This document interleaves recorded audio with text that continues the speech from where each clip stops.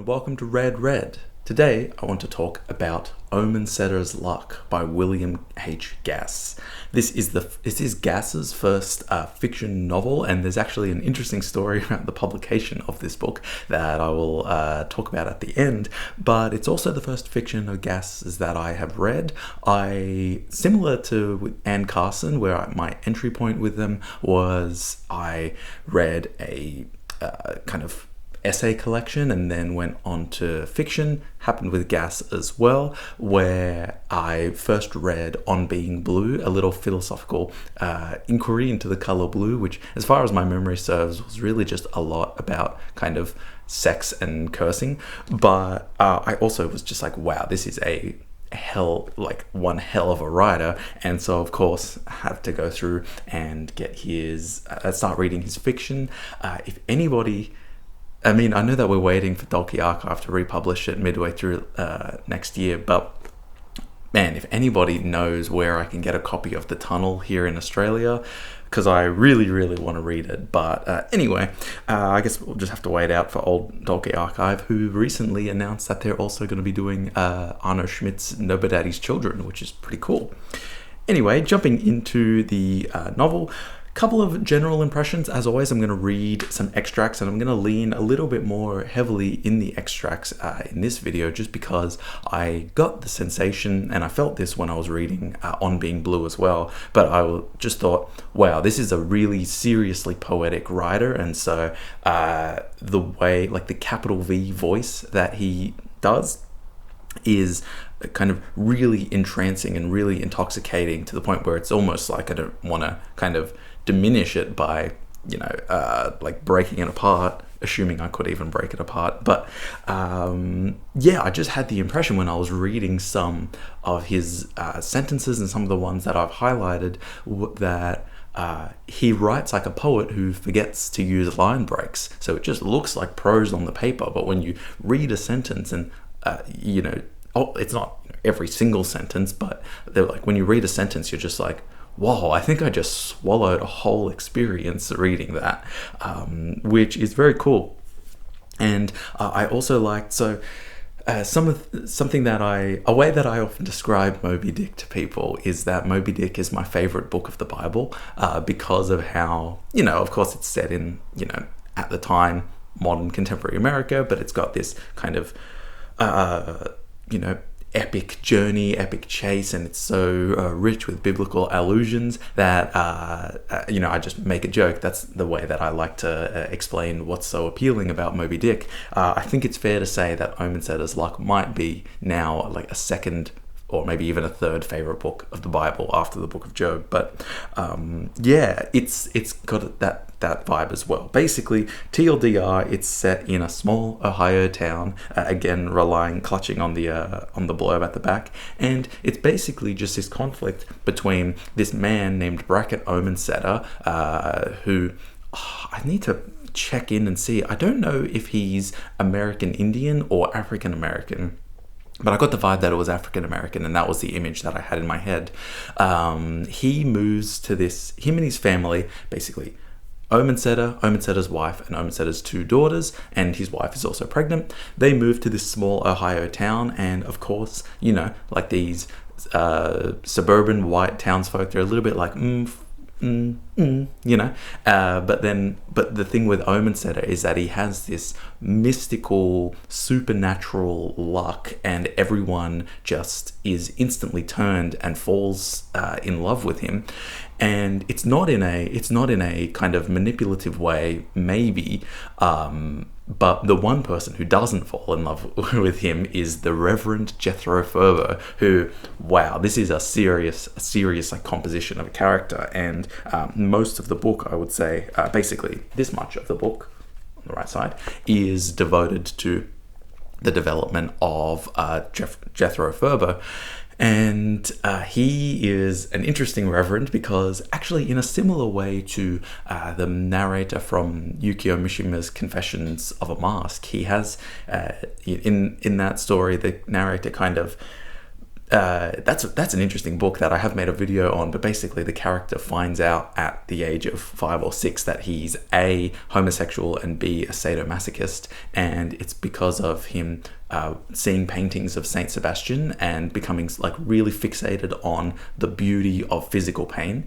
And in a similar way, the Reverend Jethro Ferber is not a legit reverend. He very much gravitates on, you know, all of the really grotesque and kind of violent aspects of the Bible. And we have some really kind of entertainingly written, but also I think very poetically and literarily rich sections where the Reverend is just going down, like really, really going down. And yeah, hopefully I can read some of that. But again, it's almost one of these books, and I know that this is a fault with me, and I know that it's part of this kind of drive to just go and read as many books as possible, and as many new books as possible. And I've talked about this in the past, where it's like I feel like because I came to literature so late, I have this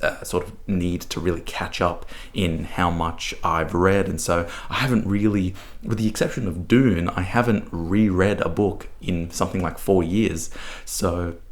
But if I didn't have that compulsion, I think that this book, it almost would have been like, you know, final page, read afterward, flick back to the start and read it again, because it is that good and it is that worth rereading and restudying and just reabsorbing or re-experiencing.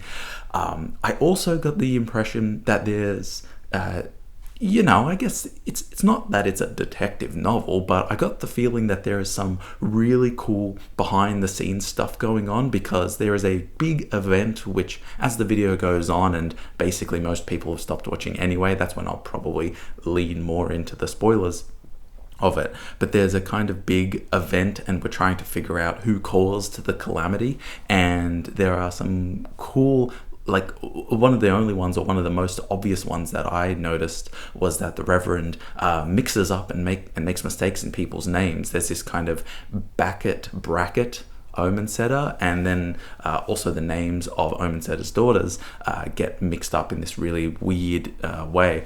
But yeah, I got the feeling that this book was written with such complexity that it just it really needs to be reread. And also, I know Halloween has passed, but this is a spooky book, so put this on your list for next Halloween, or just any relevant spooky time of the year that you want to read it. So that being said, that's pretty much maybe the one last thing is that something I liked. So there's really 3 sections of the book. I'd almost say that there are 2 prologues, and then we get into the real meat of the book. The first one is The Triumph of Isrobestus Tot, which we're already hearkening back to and getting vibes of chapter names from books that are relevant to the era, like late 19th century. The next one is The Love and Sorrow of Henry Pimber.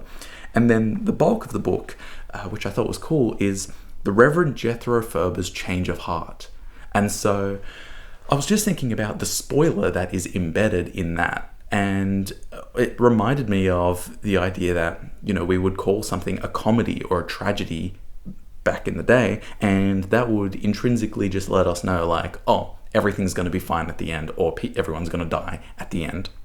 And so again, it just sort of reiterated this idea of, you know, no matter how messed up the Reverend is going to get, he's going to have a change of heart at some point. And I really had this idea. I had this idea that Gass was going to, like, have the Reverend murdered and his physical heart pulled out and changed. And I was like, that would be a kind of funny, a clever thing. That's not what happened. But just, yeah, I was thinking about taking change of heart literally. Anyway, so this isn't necessarily a crazy sentence, but I think that it accurately shows what Gass's voice is like, and similar to what Proust talks about in Search of Lost Time, where there are times where you read a sentence from a writer and you just know. You know that they know what they're talking about. And I think, so a couple of other booktubers have read this recently and have also made videos. I think the big one, of course, would have been Better Than Food book reviews, but also the Life on Books guys have made some videos talking about it. Better Than Food, he talks about how gas sharpens sentences like knives in his thumbnail, and I think this is a good example where it's like, hey, here's Gas's voice, and then get ready for the rest of the book. This is on page 2. Once he went out in the morning down the street and everybody was up and he knew everyone. He could hear the anvil ring and Matt's mild voice between the ringings singing to the horses. You could shout from one end of town to the other and be heard, and in the morning Matt was like a bell.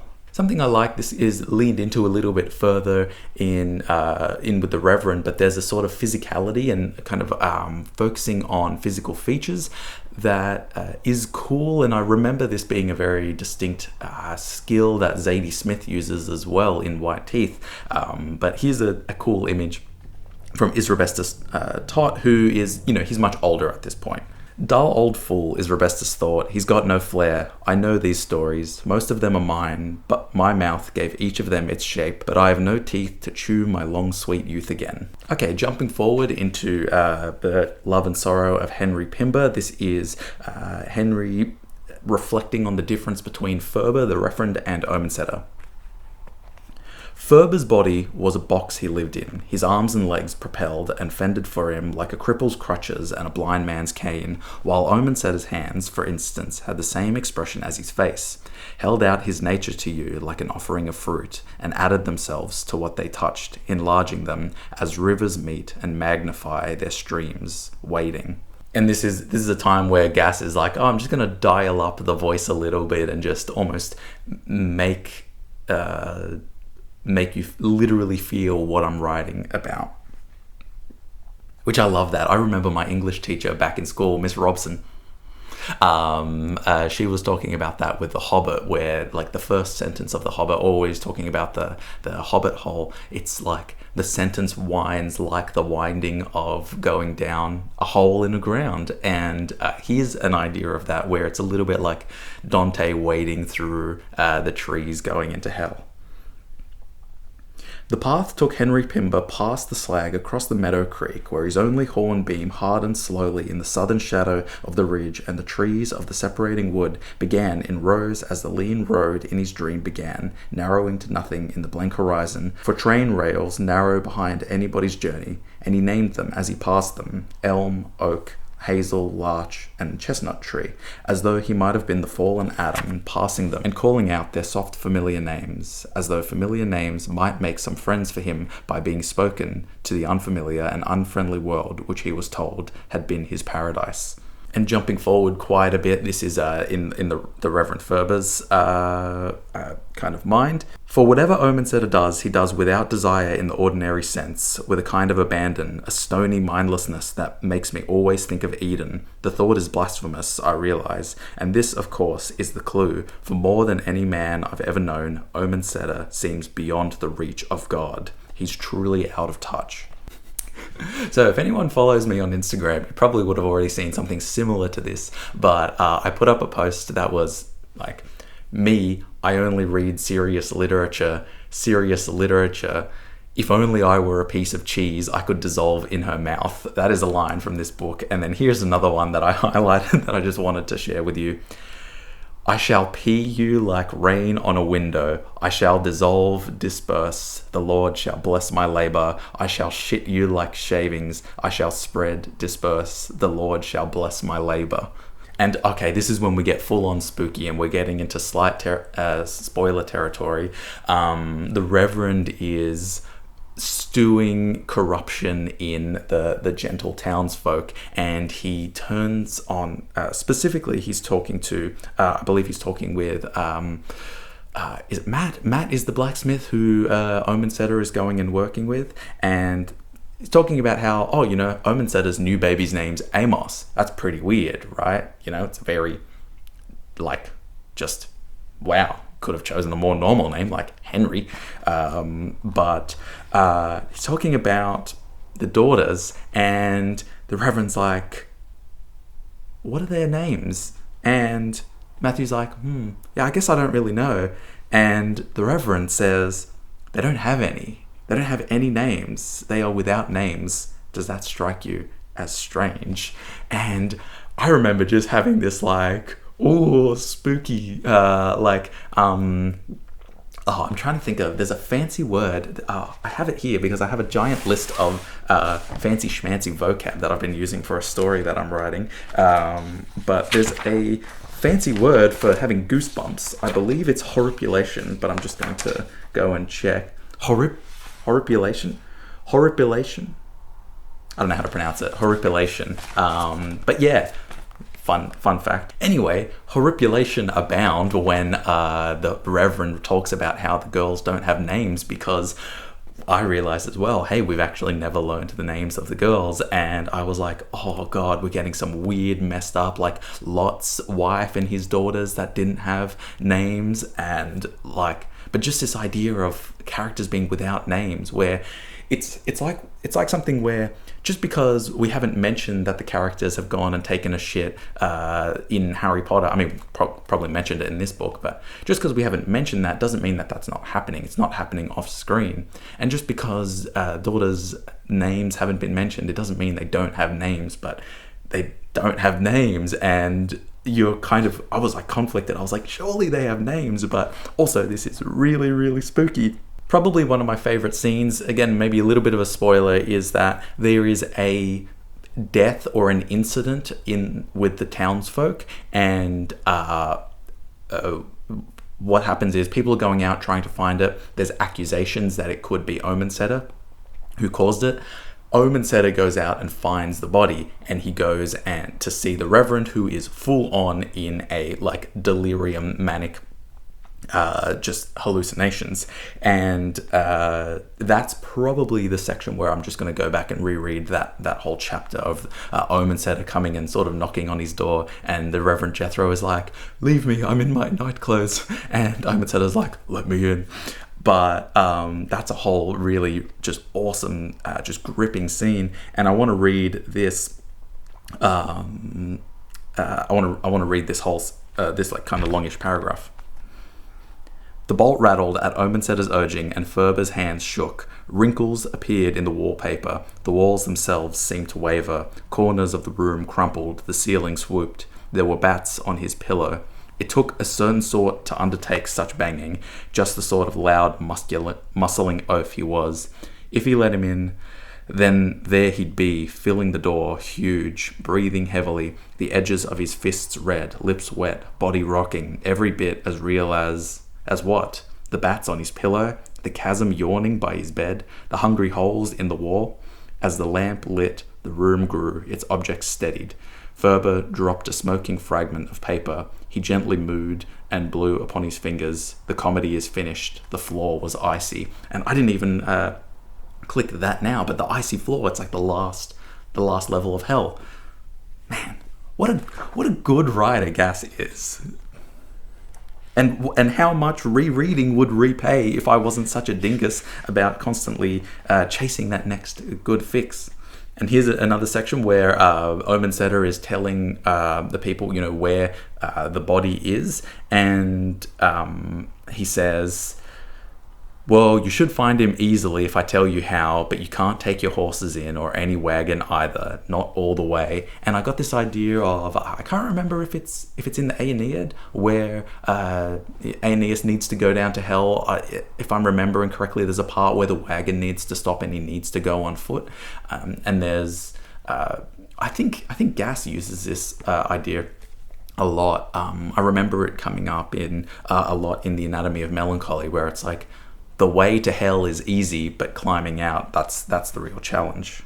And this final sentence, I really wanted to read this as well, because this is one of those sentences that it's not the final sentence of the book. It's one of the last chapters, but and again, I know I've said spoilers like 3 times, where if you're in here, you're in for a pound. But the baby Amos is dying, and it's a really like. Part of the baby is dying because of just like no one's going to actually get a doctor, and they're all caught up in, you know, investigating this death. And finally the doctor is found, and the doctor comes and looks at it, and the doctor says a line that I feel like is one of those lines that Gass, maybe when he was reading another book, like maybe something like Madame Bovary or something, he just thought, this is a line that a doctor should say. It's just the exact perfect cutting line. And so the baby is dying of diphtheria, and the Dr. Orcutt sighs and says, "Men, in my experience, are the worst disease." And that's all I want to say about Omensetter's Luck by William Gass. Talk about a rip-roaring introduction. Wow, I'm very keen. I also have his book Middle Sea. Again, I'm like gonna start sacrificing oxen if it means I'm gonna be able to find a copy of The Tunnel. But I was so radically impressed by how great a writer Gass is, and I really implore you to give Omensetter's Luck a try. Fortunately, it's much easier to find than his other novels. And yeah, thank you again for watching. Hope you all enjoyed. I really hope you give Omensetter's Luck a chance, and I'll see you in the next video.